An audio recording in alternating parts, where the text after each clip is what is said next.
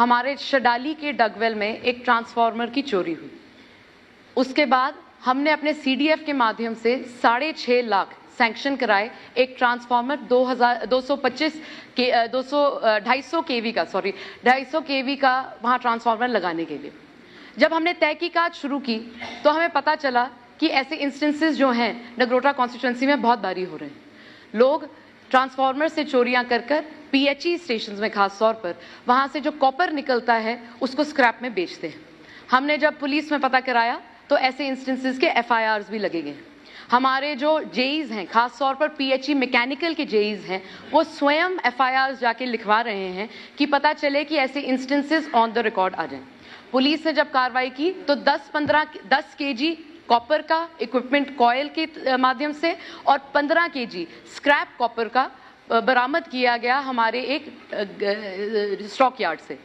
जब हमने इस पे और तहकीकात की तो हमें लगा कि ये शायद वन ऑफ इंस्टेंस होगा, पर स्लोली एक पैटर्न इमर्ज होने लगा। ऐसी चोरी जो नारायण नदौर डगवेल स्टेशन पे हो रही थी, ऐसी और मुद्दे अक्सर होने शुरू हो गए। पिछले रात भी अपर बमियाल इलाके में एक PHE स्टेशन से चोरी हुई है।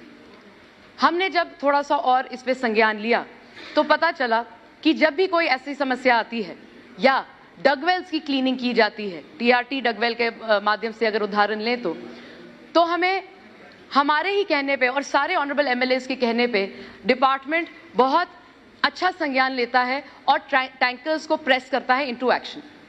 इसको समझने के लिए हमें ये देखना पड़ेगा कि गवर्नमेंट जो है PHE के माध्यम से तकरीबन 18 करोड़ देती है मेंटेनेंस और रिपेयर की, और ये दोनों डिविजन्स जम्मू और कश्मीर में जाता है।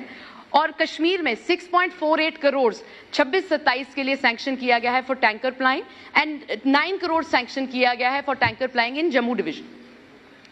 मैं सबसे पहले तो धन्यवाद करूंगी डिपार्टमेंट का, खास तौर पे जो चीफ साहब हैं और एक्सीएन साहब हैं जो एक फोन के ऊपर टैंकर पहुंचा देते हैं जहां पर ये पानी की समस्या चल रही है।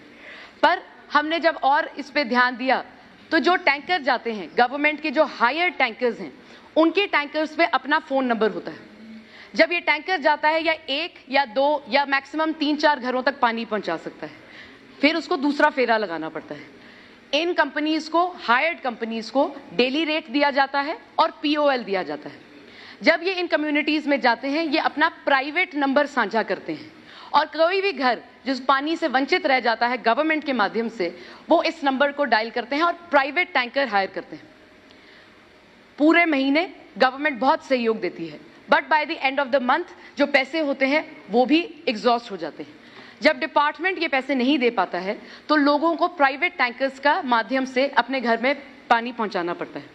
आई बिलीव ये एक मैन मेड क्राइसिस है और गवर्नमेंट को इसका संज्ञान लेना चाहिए। ऑफ कोर्स हमें सर्वेलेंस करनी चाहिए, सर्वेलेंस इक्विपमेंट होने चाहिए जो 24 घंटे जो डगवेल्स के ऊपर नजर रख सकें, और इतना मैन पावर होना चाहिए कि 24 घंटे वहां पर एक इंसान बैठा रहे।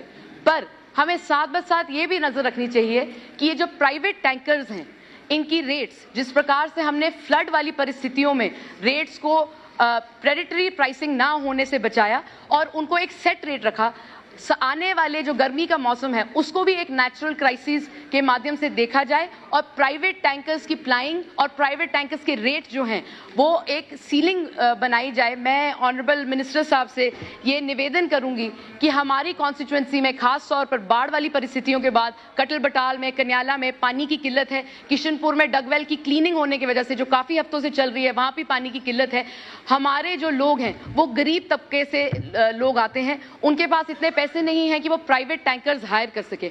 मैं निवेदन करूंगी कि एक सरकार के माध्यम से कि are we looking at providing a ceiling, कि क्या हम एक रेट सेट कर रहे हैं प्राइवेट टैंकर्स के लिए कि आने वाली गर्मी के मौसम में अगर जहां पर क्लीनिंग की रिक्वायरमेंट है या मरम्मत की रिक्वायरमेंट है अगर टाइमली फैशन में नहीं होती है तो क्या हम इसका संज्ञान ले रहे हैं। धन्यवाद।